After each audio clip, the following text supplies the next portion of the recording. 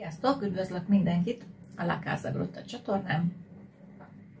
Mai epizódban először is elnézést kell kérjünk, hogy ennyi ideig nem közöltünk tartalmat, mert rettentő elfoglaltak vagyunk mi is a hétköznapokban, úgyhogy, és azóta nem voltunk természetesen lenn Olaszországban ennek következtében. Viszont készült ilyen szép bögre, készült ilyen szép póló, és a mai epizódot pedig annak szenteljük, hogy ha már nem tudtunk fizikálisan lemenni Olaszországba, akkor legalább megmutatjuk, hogy hogyan lehet lemenni Anversába, hiszen ez sokatokat érdekelt egyébként, hogy hogyan jutunk le. Gondolom, nem gyalog. Igen, ez a mottónk, hogy nem gyalog, de többféle úton lehet, majd ezeket mindjárt meg is beszéljük, és összehasonlítjuk mindenféle szempontok alapján, úgyhogy szerintem egész érdekes kis adás lesz ez is. Hát Cica is így gondolja. Itt beledumált. De kaptál lenni. Nem értem, mi a probléma most. Nem. Hát valami. Méltatlankodó háziállat. Igen, még itt a konyhában vagyunk, de itt még a legkevésbé meleg a lakás.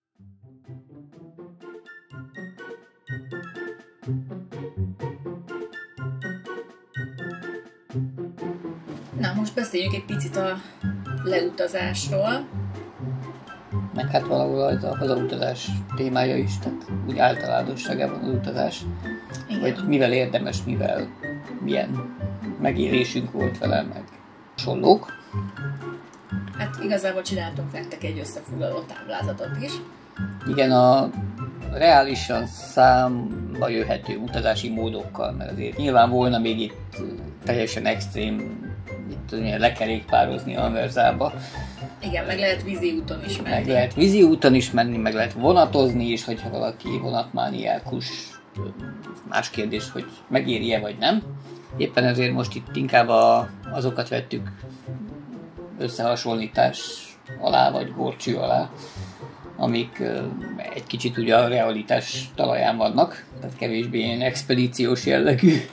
Igen, és nem tart több napig, bár a legutóbbi útunk lefele az... Hát az több mint egy nap volt. Konkrétan, ha összeadjuk az órákat, akkor 24-25 óra volt, illetve hát 25-26, mert itt a táblázatban ez is bekerült. Tehát ugye van 3 alapvető módozat a leutazásra. Hát alapvetően a repülő-vonat kombó, ami ugye a végén persze ugye mindig ott van az anversai busz. Tehát az most... Hát miután az mindig ott van, ezért azt úgy kevésbé érdemes. Nem tettük bele az összehasonlításba, csak az időbe. Az időbe beleszámoltuk a buszozást is. Tehát van a repülővonat, van a tiszta autó, ugye, múltkor is azt is kipróbáltuk. Ez a közúti, mondjuk így közúti, a dolgokat, igen, és saját autóval. És ott ugye van a Flixbuszos plusz vonatos utazás, ezt is kipróbáltuk. Tehát jellemzően azokat tettük bele, amiket már megjártunk, kipróbáltuk. És van tapasztalatunk és is vele. Van tapasztalatunk, igen. Tehát a kompozásról, hogy Horvátországba átkompozunk, vagy Horvátországból átkompozunk Ancónába, vonatozunk, majd még egyszer vonatozunk, stb. Ez nagyon lassú, nagyon körülményes. És az, hogy tisztán vonat, az nagyon-nagyon jó lenne, ha tisztán vonattal le lehetne menni egy viszonylag rövid idő alatt, de annyi átszállás van benne, hogy az megnehezíti. A kevés átszállásos megoldás a Salzburgon keresztül vitt, ami önmagában is ugye egy olyan 5-6 óra. Igen. És akkor még onnan hosszan végig menne Olaszországon, és onnan még át kellene szállni. Igen. Tehát annyi országon megyünk keresztül a vonattal, hogy Olaszországon belül tök jó a vonathálózat, vasúthálózat, tehát ott elég jól kiépített mindenfele, de így országok között sajnos a rengeteg átszállás megnehezíti a dolgokat. Hát még lehet egy ilyen rövidített repülőút mondjuk Észak-Olaszországig, és azon belül vonat. Ezt a kombót nem próbáltuk még. Igen. Tehát még azért lehet, hogy későbbiekben visszatérünk itt a dolgokra, hogyha kipróbálunk már csak úgy sportból, vagy expedícióból, vagy kirándulás címszóval egy ilyet, mert hát mégis ez is lehet egy szempont az utazás közben, hogy közben nézünk, látunk, tapasztalunk.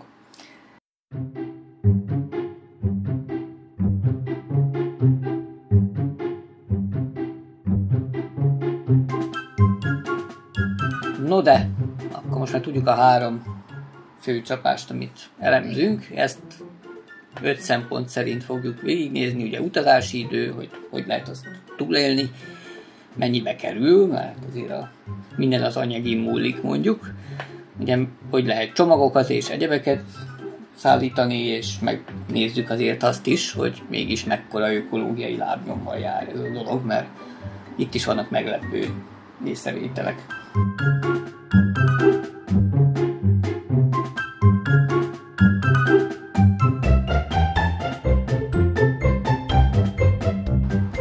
Igen, tehát kezdjük mondjuk azzal, hogy mennyi idő alatt tudunk lejutni, vagy visszajutni.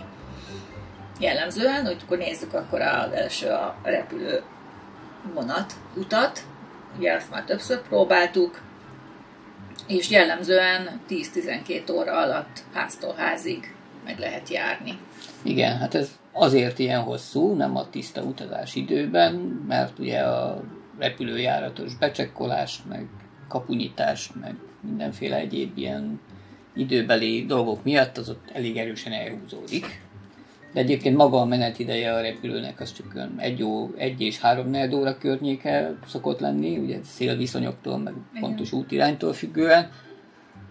A vonatút az lehet 2,5 óra, vagy 4,5 óra is, attól függ, hogy merre megy az ember, meg hogy száll át, vagy egyáltalán átszáll-e, mert vannak közvetlen járatok is. Tehát egyszer át kell mindenképpen szállnunk, az az igazság, mert a repülőtérről közvetlenül Sulmonába nem tudunk lejutni, tehát Rómába át kell szálljunk. Igen, hát viszont van ott olyan átszállás is, ahogy egyik vágányról csak a másikra kell átsétálni, tehát pályaudvaron belüli. Viszont van olyan vonat, ami Rómából egészen Sulmonáig levisz minket, tehát hogy egy ilyen gyors vonat és közvetlen. Igen. És van olyan is, ahol mondjuk Avezzánóba át kell szálljunk. Na most ezzel szemben, hogyha autóval megyünk, akkor abból ugye mi egy extrém változatot próbáltuk, ahol utánfutóval együtt voltunk, de egyébként 13-14 óra alatt megjárható a dolog. Hát a Google szerint. Hát igen, ez ugye mindig a Google-is tervezés is ugye azzal szokott számolni, hogy éppen milyen útfelújítások vannak, már pedig 1300 kilométerről beszélünk, tehát ekkora távon belül mindig van valahol valami turkálás, vagy baleset, vagy akármi fennakadás, tehát anélkül nem lesz szerintem leutazás.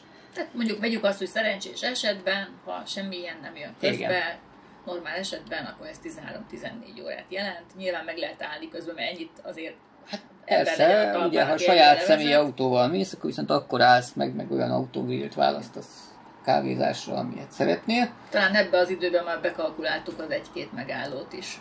Ez mindenféleképpen bele van számolódva, másrészt meg ugye mondom, ezt így autóval csak extrém körülmények közt tettük meg, tehát utánfutóval, amikor is ugye van egy 80 km-es sebességkorlátozás. Igen. Tehát a utánfutó miatt, úgyhogy akkor nem 13-14 óra alatt értünk le, hanem akkor is volt majdnem egy nap. Tehát Budapestről mondjuk egészen Kokullóig végig autópályán lehet közlekedni, azt lehet mondani. Hát a Kokulló az meg ugye szomszéd falucska, tehát gyakorlatilag egyébként ez ilyen háztól házig járat, ebben az egyben nincs bent az a pici buszozás a Sulmonától fel a Anversáig. Tehát Kokullói lehajtó az kb. 6 kilométerre van Anversától, tehát az már igazán nem olyan jelentős idő különbség. És az egy viszont alig járt mellékút, tehát igazából se torlódás, se egyéb nem nagyon van ott, úgyhogy ez... És viszonylag jó út egyébként, nem rossz út az se. Csak na, hát szóval ennyit így az autó idő igényeiről. És hát aztán lehet menni ilyen extrémebb verzióban, hogy mondjuk az ember fölszáll Budapesten egy irdatlan hosszú Flixbuszra, ami levisz egészen Pescaráig, és akkor Pescarából kell fölvonatozni Sulmonába, és onnan meg ismét buszra szállva ugye Anversába. Hát ezt megjártuk ugye a múltkor, erről meg tudjátok nézni a leutazós epizódunkat. Hetente egyszer van egy közvetlen járat, ami egészen Gallipoliig elmegy egyébként, ha van éppen rá igény. És plusz poén, hogy nem Magyarországról indul, hanem még valahonnan Bukarestből. Bukarestből. Igen. Tehát már Pestre is úgy érkezik meg, hogy az neki még ugye a félút sincs. És hát valami végtelenül hosszúnak érzi az ember. Hát maratoni. De hát ezt majd a következőnél. És busz. Na. Tehát ez az út, hogyha összeadogatjuk az átszállási időkkel, minden egyebekkel együtt, ez a múltkori tapasztalatok is alátámasztják, hogy ez olyan 25-26 óra, tehát több mint egy nap. Non-stop utazás. Most aki tud buszban aludni, az örülhet, mert annak egy részét úgy elaluszkálja.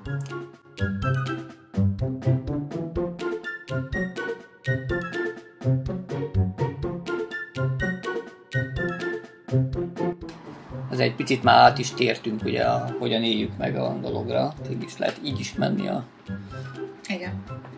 táblázatocskában. Tehát akkor nézzük is a másik szempontot, hogy éled ezt meg. Én mondjuk elalszom a buszban, tehát én talán kevésbé fáradok ki a végére. Hát én nagyon rosszul tudok aludni buszban, tehát ahhoz nagyon elcsigázottnak kell lennem, az pedig már neve nem jó. Tehát, hát látszanak is az elcsigázott szemeid. Szóval én örülök, hogyha végre le tudok egy picit szállni a buszról, és szóval persze az megáll többször. Igen, csak nem akkor, amikor éppen úgy nagyon leszállhatnék ott van. Igen.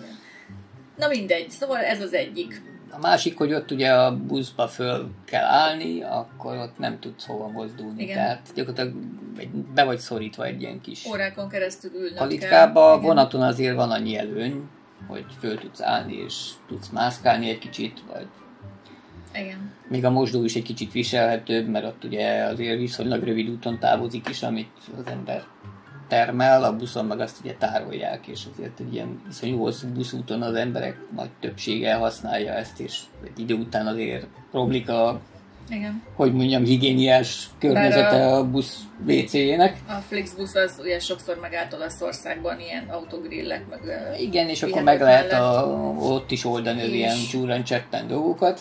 És ingyenes volt, és szépen mindig tisztán volt tartva. Szóval ez egy nagyon jó tapasztalat volt Olaszországban. Igen, hát a szlovén szakaszon ott viszont még fizetős. Ott is tiszta, csak fizetős. Olaszországban nem volt fizetős, tehát ott többször megálltunk, és ez nem volt probléma a WC-zés. És jók a kávék, tehát útközben akarsz kávét inni, akkor... Hát én azt mondom, hogy nem halál, de nagyon hosszú. Na, nézzük a saját autót. Hát ott ugye eleve rövidebb az út, ott is meg lehet állni, ugyanezeket a paramétereket el tudom mondani, hogy a közvécékről. Igen, csak cserébe ott állsz meg, ahol éppen szeretnél. Mármint hát nyilván, ahol van autogrill, de ha úgy döntesz, hogy most fáradt vagy, és most kéne egy kicsit nyújtózni, vagy akármi, akkor a következő kiállónál kimész és megállsz. Ez a busszal ugye nem működik. Igen, tehát valamivel azt lehet mondani, hogy nem túl kényelmes, de valamivel jobb, mint egy ilyen tömegközlekedős busz. Pontosan. És akkor a repülő plusz busz? Hát a repülőnél ott ugye sok az üres járás. Ugye előbb emlegettük, hogy becsekkol az ember.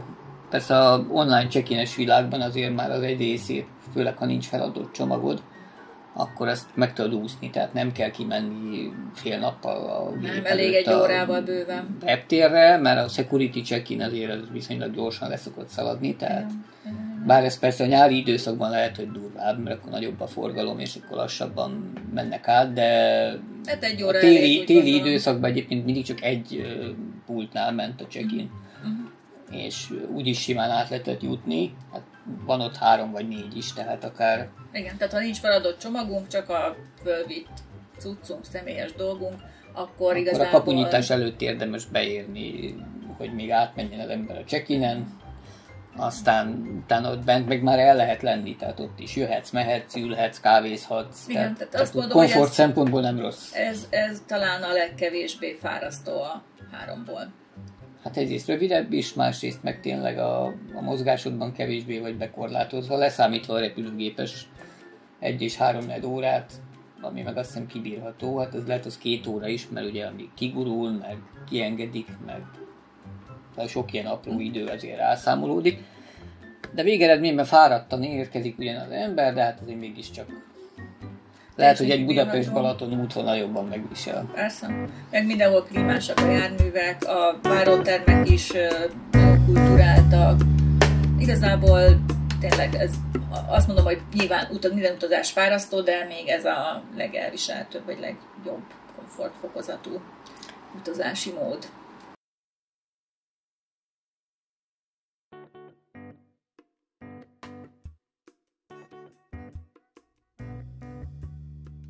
Hát igen. Hát akkor nézzük az anyagi dolgokat. És itt mindent 2 főre számoltunk, már csak ugye a tartás véget. Igen. Hát úgyis mindig 2-en megyünk, tehát el lehet képzelni, hogy mindegyiket elosztjuk 2-vel. Igen. Tehát most egy kicsit magunkra gondolva, de ugye mások is talán nem egymaguk szeretnek utazni. Szóval olyan általános sztereotípia lenne, hogy a repülés drága. Igen, is erre gondolnék, hogy az a legdrágább. De a tapasztalatok alapján, hát ez nem teljesen igaz. Ugyanis a papados világban azért vannak olyan nyomottáron repülőjegyek, hogy még egy belföldi utazásnál is meglepődnél, ha annyira el tudnál menni vonattal vagy busszal. Igen. Tehát egészen baráti árakon lehet eljutni Rómáig, és a vasúti közlekedés meg Isten igazából nem jelentősen drágább kint Olaszországban, mint Magyarországon. Cserébe mondjuk pontosan járnak, és még eddig nem késtünk vonattal sehonnan. Aztán persze simán lehet, mert minden műszaki dolognál előjöhetnek ilyen tehát ilyen 20 problémák. pár euró volt, azt hiszem egy főre egy útra. Igen, hát 42 Rómától. Euróból meg lehetett járni kettőnknek.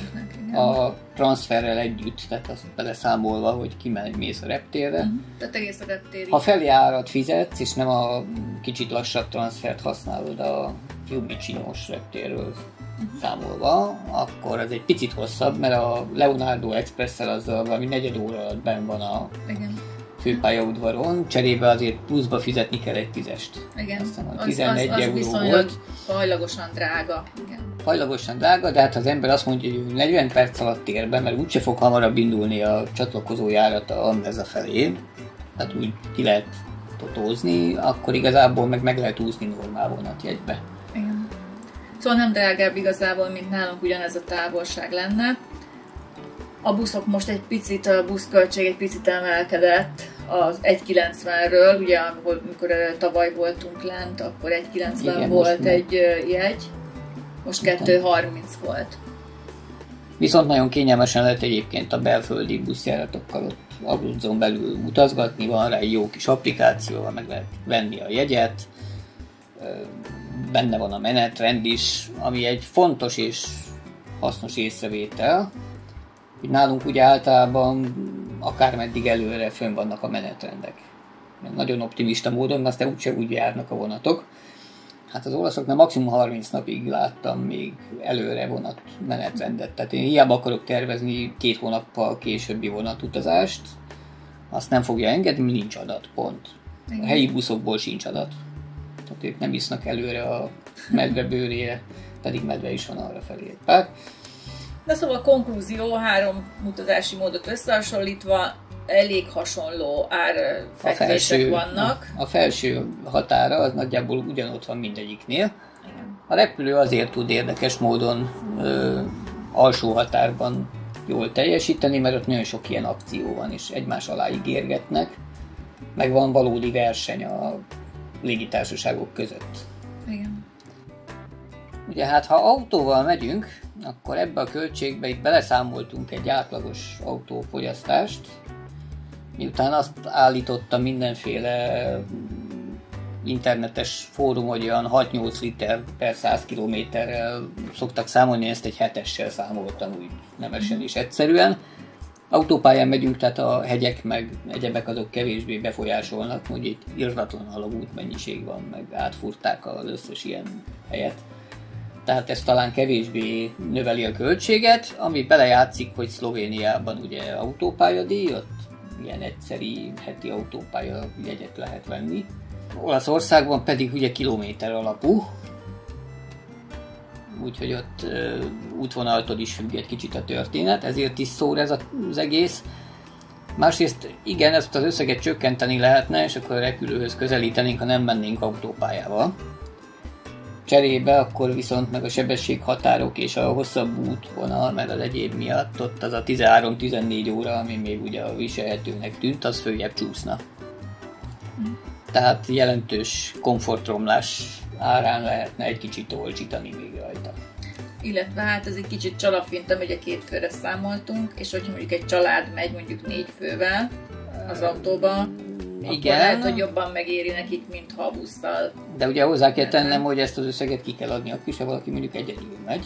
Igen. Tehát itt az autónál ezek ilyen kicsit nehézkés számítások, ez majd pont a későbbiekben fog érdekessé válni. Tehát akkor is ennyi, hogyha egy valaki megy le, meg akkor is, ha 4-en mennek le. Igen, hát bár nem egészen, mert egyébként a többen mennek, hogy csúszik fölfelé egy picit a költség, mert a fogyasztásod nőni fog, de... több a csomagod, tehát nagyon árnyalt a dolog.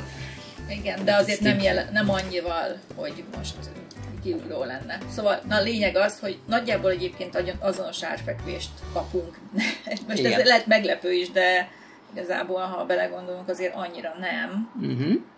De a repülő még mindig az, ami árban alsó szinten igen, tehát jó kifogja az ember, akkor... Ha ki tudunk fogni egy jó időszakot, és nekünk az meg is felel az időszak, és igazából hozzá tudjuk igazítani a repülőjegyárakhoz a szabadságunkat, meg az utazási időpontot, akkor az a legkedvezőbb, ez a konklúzió. Igen, és hát aztán ugye ott a harmadik, amit végig szenvedtünk a múltkor, karikás szemekkel, ugye a 150-250 eurós történet, a busz plusz vonatos megközelítés.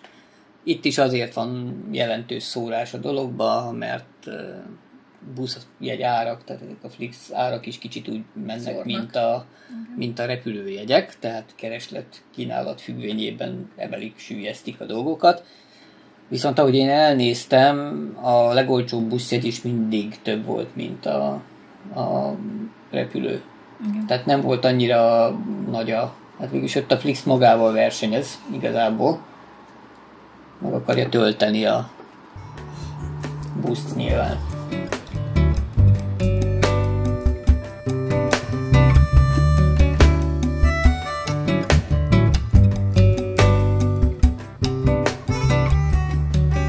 Jó, hát a csomag mennyiség az is egy fontos szempont tud lenni. Ugye repülővel, ha csak fedélzeti podgyásszal számolunk, akkor az viszonylag behatárolt mennyiség. Ez, hogyha az ember csak lemegy valamit elintézni, vagy akkor végeredményben elég tud lenni. Főleg, hogyha minél jobban belakja az ember a házat, és gyakorlatilag már cipelni nem nagyon kell nagy dolgokat. Cserébe viszont, ha mégis kell extra csomagot vinni, annak azért úgy van borsosan ára. Igen. Tehát nem a repjegy a drága, hanem a csomagfeladás. Igen. Autóval ugyanez a szituáció, hát hogy gyakorlatilag ugye az autód méretén függ, hogy mit pakolsz bele. Akár még egy cicamicát is bele lehet pakolni, tehát baggira is nyugodt lélekkel jöhetne velünk, meg oda-vissza. Ha kibírná persze azt a 13-14 óra dobozban töltött létet. És hát nyilván csomag szempontból ez a legkevésbé korlátos történet. A Flixes busznál szintén lehet feladni pluszban nagy csomagokat, jelentősen olcsóbban, mint a repülőn, cserébe viszont azért ne felejtsük el, hogy ezt utána hurcolni kell az embernek az átszállásoknál. Tehát ez meg ugye a karikás szemekhez járul hozzá egy kicsit megint. Mondjuk ezt a repülő után is hurcolnod kell magaddal. Igen, de hát ott még sokat fizettél is érte. Tehát ha úgy nézzük, akkor itt ennyivel jobb, hogy kicsit kevesebbet kell a hozzáadott csomagért fizetni. Igen, hát az a lényeg, hogy ha tömegközlekedsz, akkor gondold meg, hogy mennyit pakolsz, mennyit viszel magaddal az autó, akkor meg ugye az autónak a nagyságától függ, vagy csomagterek nagyságától. Meg arra, hogy mondjuk mennyire emeli a fogyasztásodat, hogyha beraksz még jó, egy persze. 200 kilós vasüllőt. Igen, jó. Hát, tehát igazából csomag szempontjából ez az autós a legkedvezőbb, nyilvánvalóan. Másik kettő, azt nem mondom, hogy nagyon rossz, mert kényelmesen csomagok nélkül is lehet utazni, mert ezek a raktérben utaznak jellemzően a nagyobb csomagok, Tehát, hogy nem kényelmetlen, cserébe viszont meg kell gondolni, hogy mennyit viszel magaddal. És akkor az utolsó szempont, ami azért nem elhanyagolható. Bár a legkevésbé exaktul lehet meghatározni. Ezt azért tegyük hozzá, hogy itt igen masszív szempontrendszer szerint tologatta az ember össze-vissza. Itt fogadok, hogy azért nem biztos, hogy kitalálnátok, hogy mi lesz az eredmény.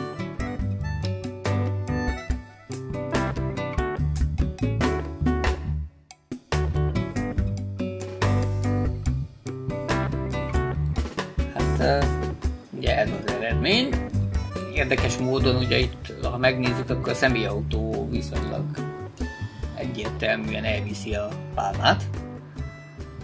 Igen, de nagyon-nagyon hasonló. Viszont itt a csapda, mert ugye ott a per autót rajzoltam oda mögé. Igen.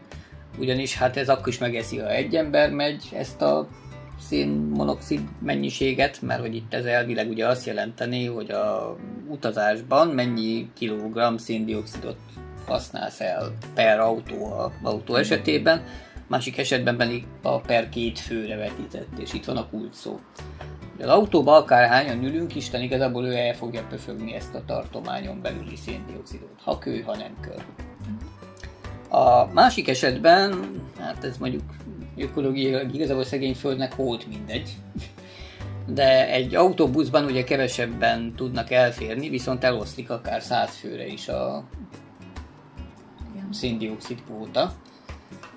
Na most itt ez alapján jött ki egy ilyen elég széles intervallum, ez ugye azért sok mindentől függ szintén.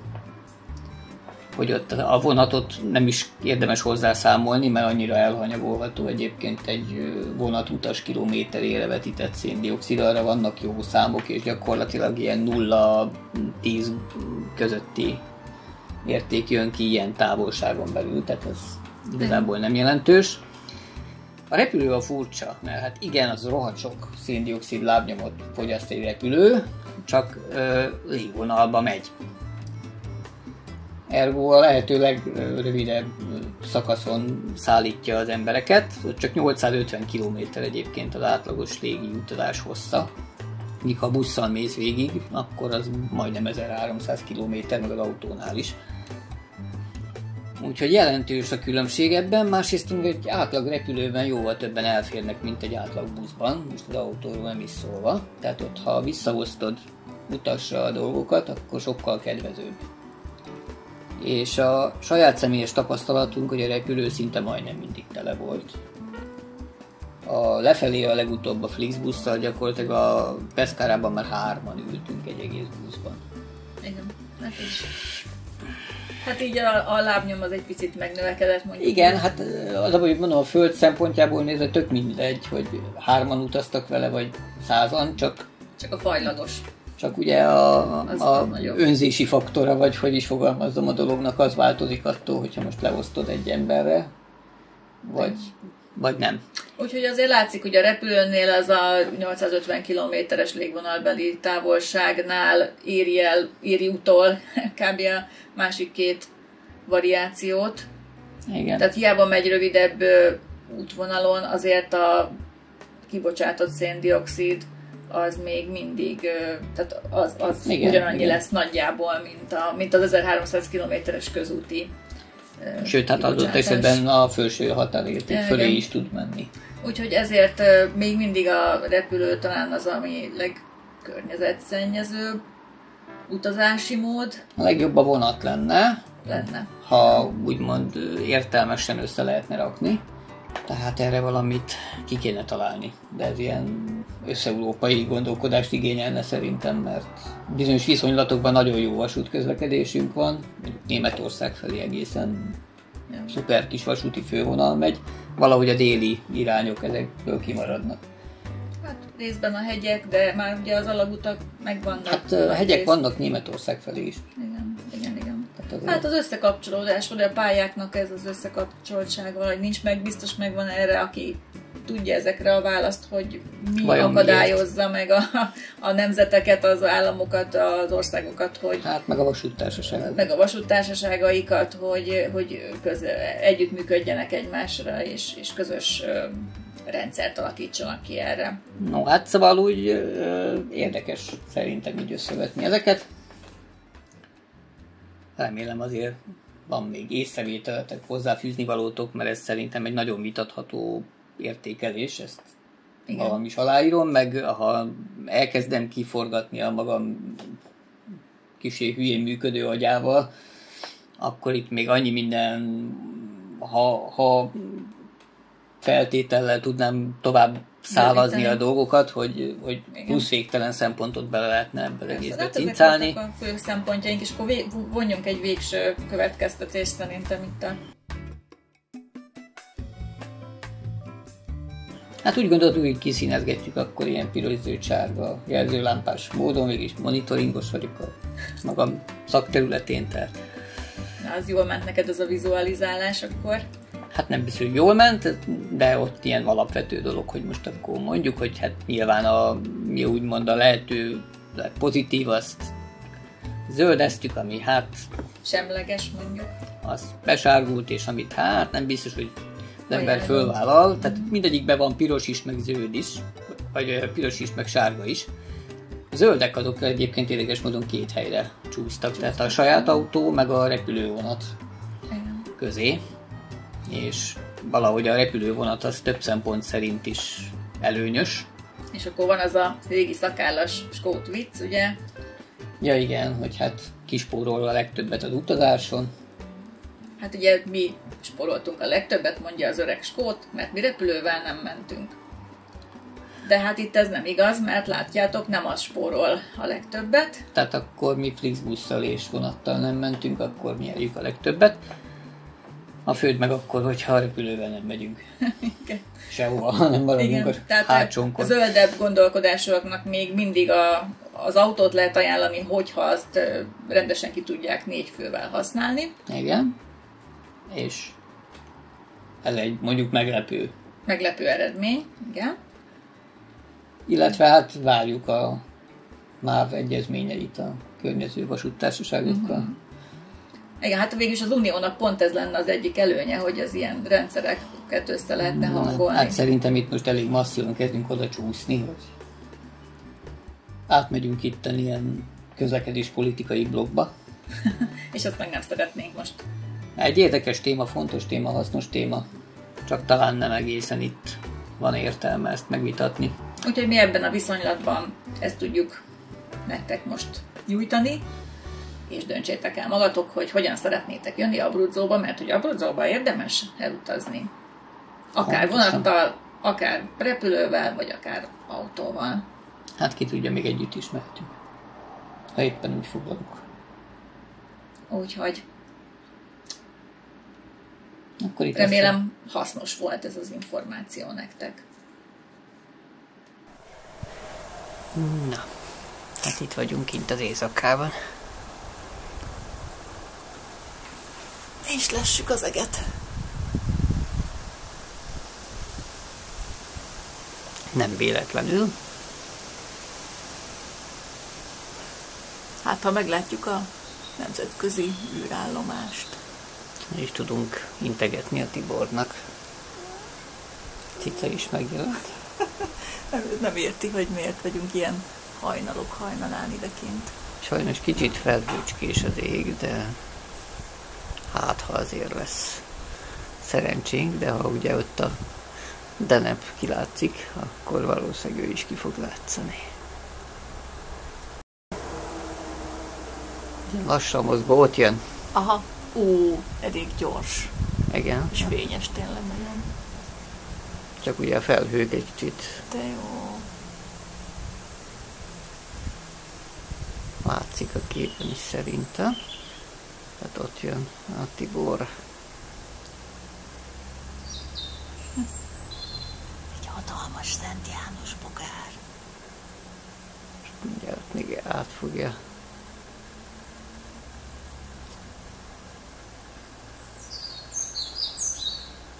Kis madarak is vannak. Hát nem kis tempót nyom. Hát figyelj, 25 000 km/órával.